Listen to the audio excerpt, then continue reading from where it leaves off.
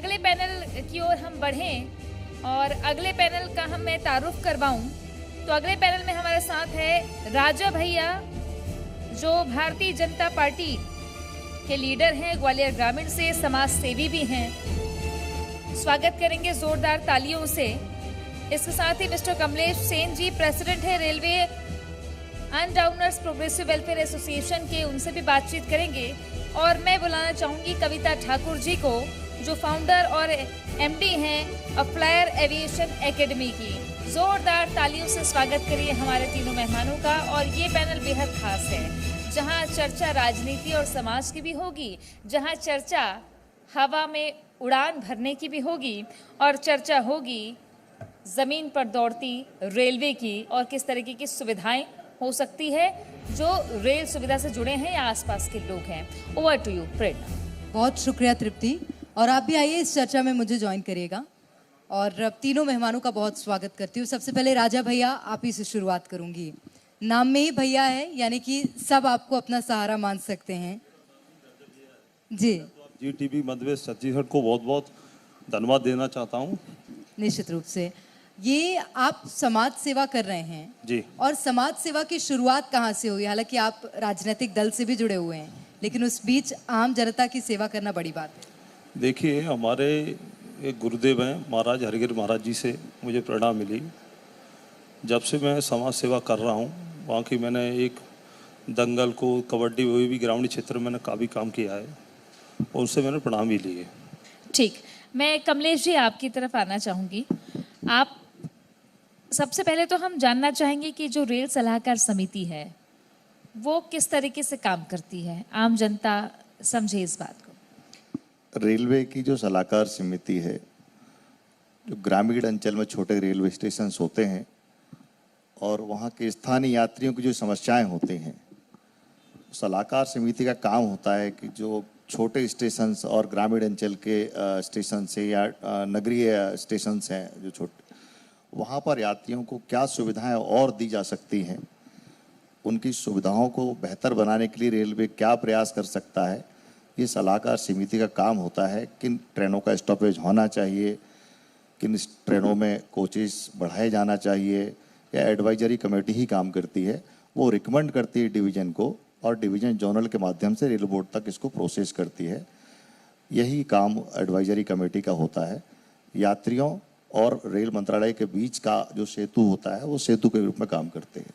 तो रेल यात्रियों की यात्रा सुगम होगी आपके माध्यम से। मैं लौटूंगी आपके पास। कविता जी, मेरा सवाल आपसे है। आपकी जर्नी के बारे में मैं जानना चाहूँगी, और आप एविएशन इंडस्ट्री के नए हीरो तैयार कर रही हैं। ये प्रेरणा कहाँ से मिली? देखिए, जहाँ तक मेरा सवाल है, मैं एक आर्मी बैकग्राउंड से हूँ। मेरे फादर आर्मी में थे, मेरा ब्रदर आर्मी में थे। तो एक आर्मी बैकग्राउंड में होने के कारण जो हमारी जो क्वालिफ़िकेशन हुई है, मेरी जो क्वालिफ़िकेशन हुई है, वो ऑल ओवर बोलना चाहिए इंडिया से, अलग अलग सिटी से हमने अपनी क्वालिफ़िकेशन कंप्लीट की है। और हमारे टाइम पे मैंने सबसे पहले जब कंप्यूटर देखा था, वो था हमारे स्कूल टाइम पे, और उस टाइम पे शायद फर्स्ट टाइम कंप्यूटर आया था स्कूल्स में, तो वो दौर हमने देखा हुआ है। तो कंप्यूटर में एक रुझान आया था उस टाइम पे कि मेरे को बहुत इंटरेस्ट आया उसमें कि कंप्यूटर एक ऐसी फील्ड है जहाँ पे कुछ दिख रहा था कि कुछ नया है, कुछ एक चैलेंजिंग था। तो मैंने वो चैलेंज लिया, क्योंकि हार्ड वर्क, डिसिप्लिन हमारी लाइफ में, मतलब वो बोलते हैं ना, खून में ही रहता है, आर्मी बैकग्राउंड का होने के कारण। तो मैंने वो चैलेंज लिया, मतलब let's try in this particular field. मैंने उसको ट्राई किया। और एक होता है, एक जो गुरु होते हैं ना, गुरु अगर आपको कुछ बोलते हैं तो वो एक मोटिवेशन होता है आपके लिए। तो मुझे मेरे एक सर थे, श्रीधर सर को मैं थैंक यू बोलना चाहूँगी अगर वो बाई चांस देख रहे हो तो। पर उन्होंने मुझे तब यही बोला था, कविता तुम अपना करियर ना कोशिश करना कंप्यूटर फील्ड में बनाने के, because he must have seen something in me, जो उनको लगा होगा कि she may do something good in this particular field. तो उन्होंने मुझे जब ये चीज़ बोली तो मुझे उस पर इंटरेस्ट आया, और मैंने अपना करियर फिर कंप्यूटर की तरफ डाइवर्ट किया। तो मैंने सॉफ्टवेयर इंजीनियरिंग किया और साथ साथ में कंप्यूटर इंस्टीट्यूट में मैंने अलग से ट्रेनिंग भी ली उसकी, क्योंकि उस टाइम पे बहुत ज़्यादा एक्सपर्ट टीचर्स भी नहीं होते थे। हम लोग बहुत हार्ड वर्क करते थे, क्योंकि ब्लैक एंड वाइट कंप्यूटर होते थे, डब्बे होते थे, वो बॉक्सेस होते थे, उसमें हम काम करते थे। तो उससे मुझे ऐसा, तब तो क्योंकि हम खुद बच्चे थे तो हम तो सिर्फ एक देख रहे थे कि हमारी ड्राइव कहाँ जा रही है, पर वो किया, कंप्यूटर का अच्छा ट्रेनिंग लिया। ट्रेनिंग लेने के बाद में फिर हमने जो नेक्स्ट किया वो था मेरे को इंटरेस्ट आया इसमें इकोनॉमिक्स में, क्योंकि फाइनेंस सेक्टर अच्छा दिख रहा था, तो हम लोग ने फाइनेंस की तरफ मूव किया। और उसके बाद एमबीए कर लिया कि एमबीए भी कर लो, एचआर में एमबीए कर लिया। कहने का मेरा मतलब ये है कि हमको बताने के लिए कभी काउंसलिंग नहीं होती थी। पहले हमारे टाइम पे कोई काउंसलिंग नहीं होती थी प्रॉपर, जो दिख रहा कर लो, जो मिल रहा ले लो, ये चीज़ होती थी। तो उसके कारण क्या होता था कि मुझे एक गैप हमेशा नज़र आता है कि बच्चों को प्रॉपर काउंसलिंग नहीं मिल रही है। वो जो काउंसलिंग है जो आज बच्चों को मिल रही है, मुझे ऐसा लगता है कि अगर मुझे उस टाइम पे अच्छी काउंसलिंग मिली होती, शायद मैं कहीं और होती। अगर मैं थोड़े पीछे चली जाऊँ तो और भी आगे बढ़ सकते थे। तो कहने का मतलब ये है, तो उस टाइम पे हमने कंप्यूटर इंस्टीट्यूट चालू किया था। तो कंप्यूटर इंस्टीट्यूट जिस टाइम पे हमने चालू किया था, उस टाइम पे उसकी ग्रोथ ऐसी थी, उसकी ग्रोथ थी। तो मुझे ऐसा लगा कि मैंने अपनी जो ग्रोथ की है वो बेसिकली वो कंप्यूटर सेक्टर में जाने के बाद की है। तो कंप्यूटर सेक्टर में गए, अब काउंसलिंग करते रहते हैं हम लोग स्टूडेंट्स की। अब मुझे ऐसा लग रहा है कि अब जो सेक्टर ग्रोइंग है, जहाँ पे बच्चे जा सकते हैं, वो है एविएशन सेक्टर। और एविएशन सेक्टर में बच्चों को बहुत अपॉर्चुनिटीज हैं। मतलब आपने सेल्फ काउंसलिंग की है ना, एविएशन सेक्टर के बारे में क्या अपॉर्चुनिटीज और आप क्या सेवा दे रही, इस पे मैं आऊंगी जरूर। लेकिन जो आपने जर्नी की बताई है, ये बताया कि सेल्फ काउंसलिंग ही है आज आप इसीलिए यहाँ तक पहुंची है। राजा भैया जी के पास चलते हैं। ग्वालियर ग्रामीण क्षेत्र में आप समाज सेवा कर रहे हैं, प्रेरणा कहाँ से मिली आपको समाज सेवा करने की और शुरुआत कहाँ से हुई थी इसकी? मैंने आपको बताया था, हमारे महाराज हरिगिर महाराज जी से मुझे प्रेरणा मिली समाज सेवा करने की, और मैं जनता के बीच में जाके समाज सेवा कर रहा हूँ। जो भी जैसी समाज सेवा बन रही वैसा मैं समाज सेवा कर रहा हूँ। मैं इतना ही बस आपको कहना चाह रहा हूँ। धन्यवाद। कोई कहानी ऐसी याद आती है आपको कि कहीं गए हो आप, कैसे तकलीफ देखी है लोगों? देखिए, जब कोई राजनेता या कार्यकर्ता या कोई भी जब नीचे से चलता है तो उसको सब दिखता है, उसको कहने की जरूरत नहीं पड़ती। मैंने सब अच्छा बुरा देखा है। ठीक है, मैं लौटूंगी। कमलेश जी, मेरा सवाल आपसे है, और एक और अभियान से आप जुड़े हुए हैं, वो ये कि अगर कोई बेरोजगार है, युवा है, योग्य है, तो उसको रोजगार देना है। ये अभियान चला रहे हैं, लेकिन इस अभियान को आप मूर्त रूप कैसे दे रहे हैं और कहाँ से इसकी शुरुआत हुई, जरा समझाइएगा। नहीं, बेसिकली अभियान नहीं है, ये तो मिशन है। मध्य प्रदेश सरकार की तमाम नीतियाँ ग्राउंड पर जाती हैं, हमको सरकार के साथ ही काम करना पड़ता है। तो बहुत सारी स्कीम्स गवर्नमेंट की लॉन्च होती हैं, तो जहाँ जिनको उसका लाभ मिलना चाहिए वो नहीं मिल पाता। तो एक मिशन के तहत, एक योजना के तहत उस गांव के बेरोजगार युवक तक हम पहुंचते हैं जिसको वास्तव में आवश्यकता है, और उसको मुख्य धारा में जोड़कर सरकार की नीतियों से उसको लाभान्वित भी करते हैं और रोजगार की लाइन में हम जोड़ते भी हैं। तमाम तरह की स्कीम्स जैसे अभी चल रही योजनाओं के तहत नए नए पद आए, चाहे वो आउटसोर्सिंग के माध्यम से हो या कई प्रशिक्षण के माध्यम से हो या कोई कंपनीज के माध्यम से हो। तो एक मिशन है कि लोगों का शोषण ना हो, शोषण रोकने के लिए सरकार की नीतियों के साथ उनको काम पर लगाना, ताकि वो अपराध की दुनिया में भी ना जाएं, और व्यस्त रहेंगे तो शायद आने वाले समय में वो खुद का भी भविष्य। कौन सी ऐसी नीतियां हैं, क्योंकि मुझे लगता है हमारा चैनल बहुत से युवा भी देख रहे हैं, अगर उन्हें काम की ज़रूरत है, कौन सी ऐसी नीतियां हैं जिनसे जुड़ सकते हैं वो? देखिए, नीतियां ऐसी हैं कि सरकार ने क्लास 3 और क्लास 4 की भर्तियां तो लगभग बंद ही कर दी। आउटसोर्सिंग ही एक सेक्टर बचा हुआ है, शायद मेरी पहले भी कभी चर्चा हुई इस संबंध में। तो आउटसोर्सिंग में जैसे इलेक्शन अभी प्रारंभ हुए थे, तो लगभग हर विधानसभा पर 9 पद सृजित हुए। तो सामान्य तौर पे क्या होता है, जो व्यक्ति काम कर रहा है वो अपने परिचितों को एडजस्ट करता है। तो हमारा प्रयास ये रहता है कि जो वास्तव में हकदार है उनको वहाँ तक पहुँचाएं, और इसके लिए एक मिशन के रूप में काम करते हैं कि गिरोह के रूप में जो लोग काम करते रहते हैं। जैसे एक कभी सुना होगा, फर्जीवाड़े का कांड था रीवा कलेक्टर का, वो उसको एक्सपोजर हुआ था, वो कलेक्टर बन के ही लोगों को नौकरी लगाते रहते थे, तो उसको हमने ट्रैप करवाया था। तो इस टाइप के मिशन के तहत कि वास्तव में जिनको ज़रूरत है उनको काम पर लगाना है, उनको काम पर सरकार के पास आना चाहिए, ना कि फ्रॉड लोगों को। वो एक बैकडोर एंड वर्किंग है, फ्रंट में आकर हम लोग नहीं करते उसको। बिल्कुल। और कविता जी, अब मैं आपकी ओर आऊंगी। आपने बताया कि ये सेल्फ काउंसलिंग का उदाहरण है आपका, आपकी जो जर्नी है, लेकिन अब जो एविएशन सेक्टर में जाना चाहता है, क्या ध्यान रखना चाहिए, कोई और क्या क्या अपॉर्चुनिटीज़ हैं एविएशन सेक्टर में? देखिए सबसे पहली चीज़ तो ये है कि एविएशन सेक्टर में जो एज ग्रुप के बच्चे अभी अपना करियर स्टार्ट कर सकते हैं वो है 18 साल से 27 साल के बीच के, ठीक है ना। 18 साल मतलब अगर बच्चे का 12th कंप्लीट हो गया है और 18 साल हो गया तो ही और she is eligible to go in this. Girls and boys दोनों के लिए अपॉर्चुनिटी है। अब ये जो अपॉर्चुनिटी है ये 3 सेगमेंट्स में अवेलेबल है जिसमें हम लोग बच्चों को ड्राइव कर रहे हैं। एक होता है जो फ्लाइट के अंदर का जॉब है जिसको हम एयर हॉस्टेस या केबिन क्रू बोलते हैं। दूसरा होता है एयरपोर्ट में ग्राउंड मैनेजमेंट का जॉब, वहाँ पे बच्चे जा सकते हैं। तीसरा होता है जितनी भी एयरलाइन कंपनीज हैं इनके अपने कॉरपोरेट ऑफिस होते हैं, रीजनल ऑफिसेज होते हैं, वहाँ पे भी हमारे बच्चे जा सकते हैं। ये इन लोगों के लिए अपॉर्चुनिटी रहती है। अब बात आती है ये जो बच्चे हैं ये कैसे स्टूडेंट्स हैं जो इसमें जाते हैं। आप देखेंगे इस एज ग्रुप के जो स्टूडेंट्स हैं बेसिकली या बच्चे जो हैं ये लोग क्या करते हैं कि ये एक भेड़ चाल पे चल रहे होते हैं। भेड़ चाल पे चल रहे हैं। अगर एक फ्रेंड ने अगर एक फॉर्म भरा है तो वो बोलेगा अरे मेरे को भी भरना है, तो वो ये भेड़ चाल चल रही है। तो ये भेड़ चाल से बच्चों को थोड़ा सा अलग हट के सोचना अब टाइम आ गया है, अब सोचना पड़ेगा क्योंकि भेड़ चाल में किसी को कोई सॉल्यूशन नहीं मिल रहा है। और 100% स्टूडेंट में से मुश्किल से 15 से 20% बच्चे ऐसे होते हैं जो एक एक्सट्रीम कैटेगरी में आ जाते हैं जिनका करियर उनको पता है कि उनको कहाँ बनाना है, लेकिन 80% स्टूडेंट अभी भी भटक रहा है। तो हम लोग क्या करते हैं उन 80% स्टूडेंट को राह दिखाने की कोशिश करते हैं और उनके लिए बहुत अच्छी अपॉर्चुनिटीज है क्योंकि एज सच कोई ऐसा हार्ड एंड फास्ट क्राइटेरिया नहीं है कि आपको कितना परसेंटेज होना चाहिए इस इंडस्ट्री में ज्वाइन करने के लिए। तो उनके सिर्फ एक 12th पास होना ज़रूरी है, बट ये है कि मिनिमम जो भी उसका परसेंटेज है एक एवरेज परसेंटेज पे भी वो इस इंडस्ट्री को ज्वाइन कर सकते हैं बच्चे। तो ये है। तो जो बच्चे अभी इस वक्त जी मध्य प्रदेश छत्तीसगढ़ देख रहे हैं ये उन सभी के लिए बहुत इम्पोर्टेंट है कि अगर आपने 12th पास किया है एविएशन इंडस्ट्री में जाना चाहते हैं तो आप जा सकते हैं, आप उसके लिए एलिजिबल हो सकते हैं और मैं लंबी उड़ान भर सकते हैं। हाँ? बिल्कुल। राजा भैया आपसे मेरा सवाल है, और क्योंकि आप समाज सेवा कर ही रहे हैं यानी कि आम जनता से जुड़े हुए हैं और आम जनता की समस्याओं को बहुत बेहतर ढंग से समझते हैं, अगर कोई राजनीतिक दल आपको जिम्मेदारी देता है तो आपकी प्राथमिकताएं उसमें क्या होंगी? देखिए अभी मुझे राजनीति में मैं ग्राउंड से सहकोता छसवी हूँ। उसके बाद मुझे जो भी संगठन मुझे जिम्मेदारी देता है एक कार्यकर्ता की तरह मैं निर्वाह करूँगा। चुनाव में भी बढ़िया जिम्मेदारी मिली होगी? हाँ, मुझे चुनाव में जिम्मेदारी मिली है, उसका मैं काम कर रहा हूँ, निर्भर से काम कर रहा हूँ। 4 लोकसभा दिए मैं दिल से काम कर रहा हूँ।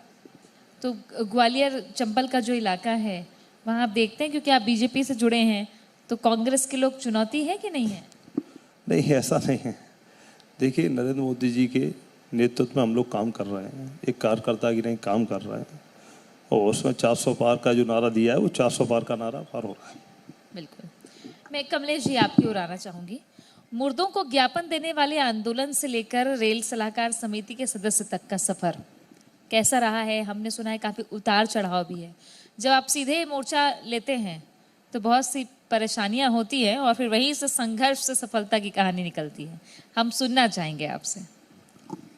देखिए आप पीछे जाएंगे मुर्दों को ज्ञापन की बात जब आई, क्या होता है जीवन में मतलब प्रारंभिक स्थिति किसी व्यक्ति की होती तो वो चाहता कि अपनी बात को रखने के लिए उसको मंच चाहिए होता है या व्यक्ति के माध्यम से जाता है। तो जब शासन स्तर से कोई मांग हो तो व्यक्ति कहाँ जाएगा? जनप्रतिनिधि के माध्यम से या ऑफिसर्स के माध्यम से, लेकिन दोनों ही उस समय उपलब्ध ना हो या सुनने के लिए तैयार ना हो तो तीसरा विकल्प होता है अंतिम। तो हमारे दिमाग में एक आइडिया आया कि क्यों ना एक प्रयोग किया जाए कि मुर्दों को ज्ञापन दिया जाए, कि जब लोग जीवित नहीं सुनेंगे तो शायद मुर्दों को हम ज्ञापन दें तो वो तो सुन सकते हैं। और हकीकत में ऐसे ही हुआ कि हम मुर्दों को ज्ञापन दे के लौटे और तमाम हम जिस सेक्टर में हम लोग काम कर रहे थे रेलवे के लिए, ट्रेनें बंद हो गई थी, टिकट नहीं मिलते थे, मासिक पास बंद हो गए थे, तो यहाँ से लेकर दिल्ली तक का मैसेज दूसरे दिन कन्वे हो गया। और वास्तव में मतलब जिंदा लोगों ने उस समय नहीं सुना था लेकिन मुर्दों ने सुना, और मुर्दों के सुनने के बाद का जो सफ़र था रेलवे ने फिर तवज्जो भी दिया। कुछ समय बाद एमएसटी भी प्रारंभ हुई, सामान्य लोगों के बैठने की व्यवस्था भी हुई। इसके साथ साथ और भी अभियान हमने चलाए। सुप्रीम कोर्ट भी हम लोग गए जनरल टिकट को लेकर के। आम यात्रियों की लड़ाई थी और वो लोग थे जिनको हम जानते भी नहीं है। इसके बाद राष्ट्रीय मानव अधिकार आयोग में भी हमने केस लगाया, वहाँ से भी प्रकरण रिजेक्ट हुआ। पूरे देश का मामला था, रेल मिनिस्ट्री का मामला था। बहुत सारे लोगों को नहीं पता होगा आज की जनरल टिकट कैसे प्रारंभ हुए। वो वापस टिकट लेते हैं विंडो से और उनको लगता है कि बहुत ईजी हो गया ये अभियान राष्ट्रव्यापी अभियान था। तो जब ये मुर्दोवाला मामला रेल मंत्रालय पहुंचा तो कोविड काल में ही हमको रेल बोर्ड बुलाया गया था। 15 मिनट तक हमसे बातचीत हुई और उन्होंने ये कहा कि आपकी वर्किंग जो है, एक ज़िले में बैठ कर के इतना बड़ा एक मूवमेंट आपने स्टार्ट किया है, तो रेलवे को भी ज़रूरत है। और मुझे सीधे फोरम कोटे से रेल सलाहकार समिति में लिया गया, जिसका लगभग मेरा एक टर्नओवर कंप्लीट हो चुका है, दूसरा स्टार्ट हो गया। शुभकामनाएं आपको दूसरे टर्नओवर के लिए। मैं लौटूंगी आपके पास। कविता जी, मेरा सवाल आपसे है, जब बात एविएशन इंडस्ट्री की आती है, पेरेंट्स को कभी कभी बहुत डर लगता है कि पता नहीं क्या होगा, जॉब सिक्योरिटी है भी कि नहीं है। और जैसे सरकारी नौकरी में बहुत सी सुविधाएं मिल जाती हैं, लेकिन एविएशन का किसी को कुछ ज़्यादा पता नहीं होता है। मैं आपसे समझना चाहूँगी क्या कुछ है उसमें? बिल्कुल आप एकदम पॉइंट पे बात कर रही हैं, क्योंकि इस इंडस्ट्री के बारे में ना स्कूल में बच्चों को जानकारी दी जाती है, ना ही कॉलेज में जानकारी दी जाती है। और वही रीज़न है। दूसरा ये है कि अगर हम एक मिडिल क्लास सोसाइटी के अगर बच्चों को देखते हैं, तो उसमें से 98% बच्चों ने ना ही कभी एयरक्राफ्ट देखा होता है, ना ही कभी एयरपोर्ट अंदर से देखा होता है। तो उनको अंदाज़ा ही नहीं होता, उनके पेरेंट्स को भी अंदाज़ा नहीं होता कि एक्चुअल में इस फील्ड में क्या है। जबकि अगर मैं आपको सेफ़ और सिक्योर की अगर बात करूं, तो जितना सेफ़ एंड सिक्योर ये जॉब है, मेरे को नहीं लगता कोई और जॉब सेफ़ एंड सिक्योर है। क्योंकि अगर बच्चे का इसमें सिलेक्शन होता है तो उसको एक कैब मिलता है, एक ड्राइवर मिलता है, उसको घर से लेके एयरपोर्ट तक ले जाने की सुविधा मिलती है। दूसरा ये होता है कि जहाँ अगर मान लीजिए कभी बच्चा ट्रैवल कर रहा है, मे बी इंडिया के अंदर किसी सिटी में है या आउट ऑफ इंडिया है, वहाँ पे भी अगर वो जा रहा है तो वहाँ पे भी उसके लिए कंपनी पूरा इंतज़ाम रखती है 5 स्टार होटल्स के अंदर में। और 5 स्टार होटल हो या एयरपोर्ट हो, आपको कोई भी आजकल तो CCTV सर्वेलेंस तो हर जगह अवेलेबल है। तो बच्चे आजकल बहुत सेफ हैं, बहुत सिक्योर हैं, और वो ही ट्रेनिंग बेसिकली हम लोग इनको देते हैं। बच्चों के अंदर में कॉन्फिडेंस होना सबसे ज़्यादा ज़रूरी है। अगर बच्चे के अंदर कॉन्फिडेंस है तो वो सेफ एंड सिक्योर वो खुद ही देख लेता है। बिल्कुल। और ये कॉन्फिडेंस आप जैसे लोग डेवलप करते हैं, क्योंकि जब बच्चे आपके पास आ रहे हैं तो वो एक काउंसलिंग, अब तो आपने कहा आपको काउंसलिंग नहीं मिली, बट आप काउंसलिंग करती होंगी, तो कुछ लोग कन्विंस होते होंगे। एग्जैक्टली। बदलाव है और सेक्टर्स बदल रहे हैं, तो एविएशन के सेक्टर में कितनी गुंजाइश है, ये कविता जी ने बताया हमें। लेकिन राजनीति के क्षेत्र में क्या, क्योंकि आप क्या संदेश देते हैं जनता के बीच जब जाते हैं? तो राजा जी देखिए, राजनीति की मैं प्रदेश को जो संदेश देना चाह रहा हूँ, क्योंकि राजनीति के अंदर जो भी प्रक्रिया हैं वो भाव मन से करना चाहिए। चाहे एक कार्यकर्ता की हैसियत से करना चाहिए या जो भी करना चाहिए, के लिए हैसियत से एक अच्छे कार्यकर्ता की नहीं करना चाहिए दिल से। बिल्कुल।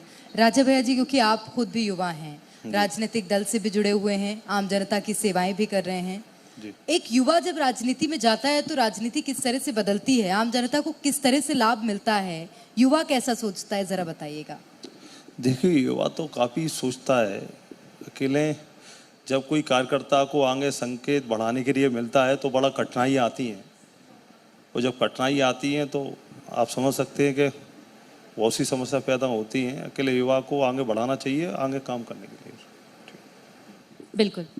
और जहाँ तक जब रेल सुविधाओं की बात होती है तो जिन्हें जनता से जुड़ती है, कमलेश जी, तो एक आखिरी सवाल आपसे करूँ मैं कि कोविड काल के बाद से जितनी ट्रेनें बंद हुई थी, उसके बाद उसे रीशेड्यूल करवाने के लिए, शुरू करवाने के लिए क्या प्रयास किए गए, और किन जनप्रतिनिधियों ने, राजनीतिक दलों ने भी आपको सहयोग किया, तो क्या देखा आपने, कैसे ये सुचारू रूप से शुरू हुआ?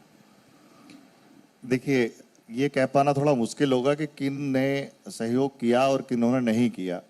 वो अभी तो दौर ऐसा चल रहा है, बोल पाना मुश्किल ही है। सभी ने सहयोग किया, यही कहेंगे। लेकिन सबसे बड़ी बात यह है, अभी जो वर्तमान में मैं देख पाता हूँ या मेरे समझ में आती है, लोग जिनको उपयोग करना है या पैसेंजर्स, आप भी हो सकते हैं, ये तय मानिए, जो लोग बैठे हैं वो भी हो सकते हैं, इन्होंने भी अपने अधिकार खो दिए। एक व्यक्ति अगर किसी के लिए खड़ा होता है तो इसका मतलब ये नहीं होता है कि वो अपने लिए लड़ रहा है। आज सामान्य कोचेज की हालात देखो, किसी भी ट्रेन में जाकर के, माना बहुत सारे जैसे अभी डिस्कस भी चल रहा है, एविएशन सब बात चल रही है, और अलग अलग विषयों पर बात हो रही है, लेकिन भारत की आबादी के अनुसार लगभग 80% 90% आबादी के लोग तो ट्रेन से यात्रा करते हैं, और वो भी उसमें 30% लोग जनरल में यात्रा करना पसंद करते हैं। 20-30 रुपए का टिकट लेते हैं और बैठ जाते हैं पैसेंजर में कि अगले स्टेशन में उतरेंगे। एक बार जाके अगर वास्तव में हमारे अंदर मानवीय संवेदनाएं थोड़ी हैं तो उनकी पीड़ा देखो। बिल्कुल। एक बार जाके देखें, आप जनरल तो छोड़ दीजिए, स्लीपर को देखो। तो उस अभियान को लेकर के कल भी हमारा एक बड़ा सा अभियान था, अलग अलग स्टेशन पर 10-12 स्टेशन को कवर किया। और ऐसा भी नहीं कि विरोध के चलते, आग्रह पूर्वक ही चल रहे हैं, विरोध तो कर ही नहीं सकते। तो विडंबना ये है कि जिनके लिए हम चाहते हैं कि वो अपने अधिकारों के प्रति जागृत रहें, वो भी कहीं ना कहीं सोए हुए हैं। स्लीपर्स की संख्या बहुत धीमे धीमे कोविड काल के बाद खत्म हुई। लगभग कई ट्रेनों में तो 2 ही स्लीपर बचे और जनरल वन साइड हो गए। 80 करोड़ लोगों को तो कहीं ना कहीं सरकारी तौर पर देख ही रहे हैं कि मुफ्त का हम सरकार राशन दे रही है, तो उनको यात्रा की भी सुविधा होना चाहिए। ऐसे बड़े शहर हैं, इंदौर है, भोपाल है, और जबलपुर है, उज्जैन है, ग्वालियर है, इनके आसपास के क्षेत्र से लोग नौकरी करने आते हैं, और वो भी 10-5 हज़ार की नौकरी करने वाले। कॉलेजेस इंस्टीट्यूट्स की बात अगर करते हैं तो उसमें इतने छात्र निकल के जाते हैं, तो सबको तो 100% जॉब नहीं मिलती है। बहुत सारे लोग तो शॉप पे ही काम करते हैं। और इसलिए प्रेरणा ऐसे मुद्दों पर संतुलन बनाने के लिए ही रेलवे सलाहकार समिति रहती है, ताकि वो उन मुद्दों को उठा सके। एक छोटे से ब्रेक के लिए यहाँ पर रुकेंगे, लेकिन आप सभी का बहुत शुक्रिया हमारे साथ जुड़ने के लिए, बातचीत करने के लिए। एक